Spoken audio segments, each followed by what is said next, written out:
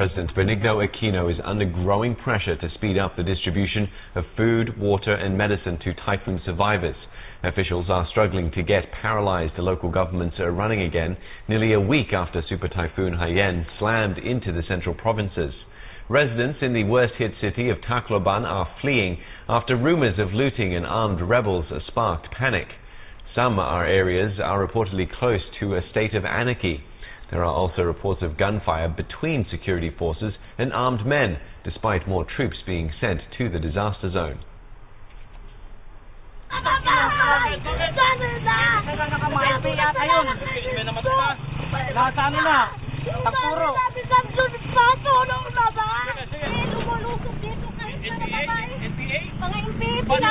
Paano nyo nasabi ng NPA?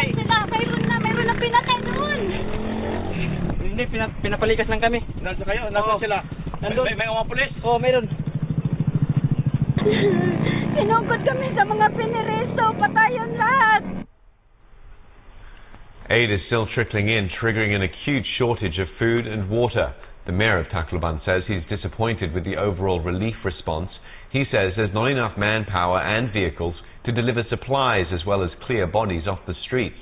Many petrol station owners have also refused to reopen, leaving little fuel for trucks needed to move supplies and medical teams around the devastated areas. US President Barack Obama has encouraged Americans to donate money to typhoon survivors. He's directed Americans to the White House website where they can link up with aid organizations. A top US commander says Washington is increasing aid to the Philippines to a level that's probably unprecedented. The George Washington aircraft carrier is due to arrive in the Philippines this evening, along with other ships. A Navy hospital ship could also be deployed next month. The US official says the number of US military personnel on the ground could also triple to more than 1,000 in a week. Asian countries like Japan and South Korea are also sending troops, naval vessels and aircraft to help with disaster relief. The death toll stands at over 2,300. You can see the official figure there on the left of your screen. But fears remain that over 10,000 people could have been killed. Now, Channel NewsAsia has correspondents spread out across the disaster zone. Christine Ong is making her way to the worst-hit Tacloban, the capital of Leyte province. Steve Clark is in hard-hit Ormoc, while Jack Board is in Cebu, the hub of aid logistics. Now we're going to go to Steve Clark now, live from Ormoc City. Steve, how are the survivors coping with the disaster? Hello, Steve. Steve, apologies there. There was a massive military copter going over. I'm not quite sure whether I was introed or not there. I couldn't hear anything. But I'm here, as you said, in Ormoc in the Philippines, badly hit area. And I've been talking to Jerry and Harfil, mother and daughter. They're from 90 kilometers outside of Ormoc, where we're standing right now. And I just want to ask you, Jerry, how is the situation in your village of Biabo Leyte? It is totally devastated.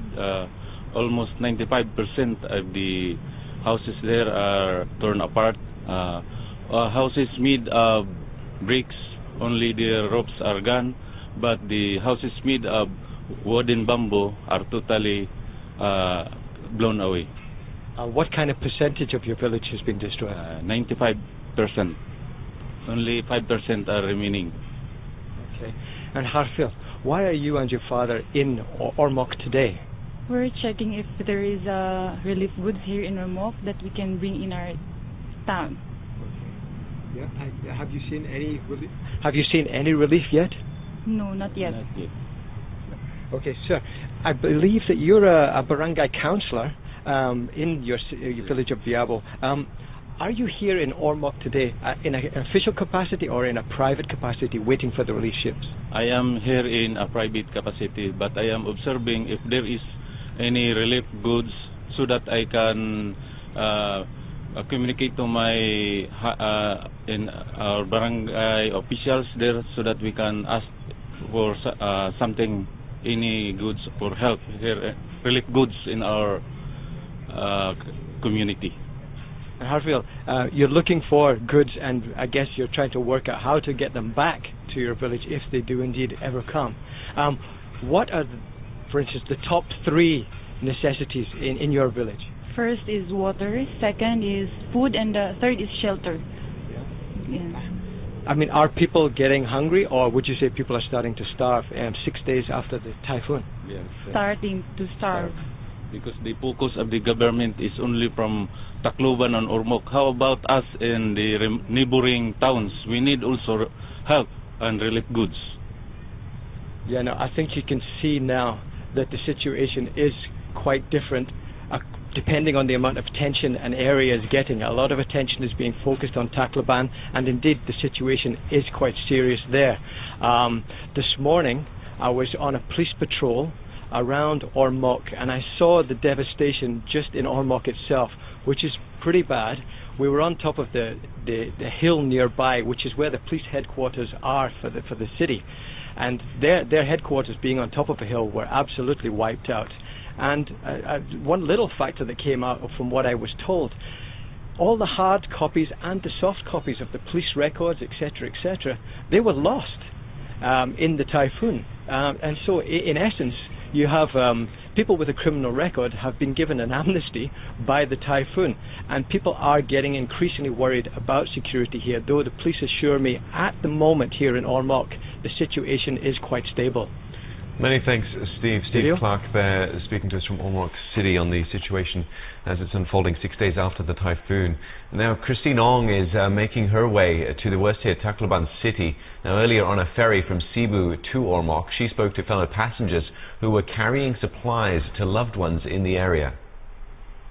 Most of these passengers have not heard from their relatives until now, and they are very anxious to go back to see the conditions of their loved ones.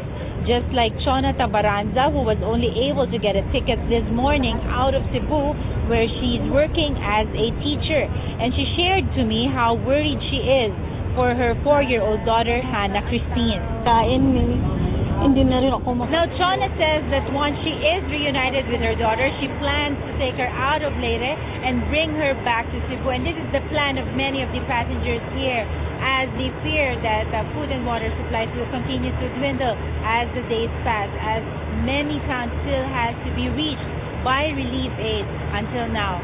Christine Ong, Channel NewsAsia in Ormoc, Leyte, Philippines.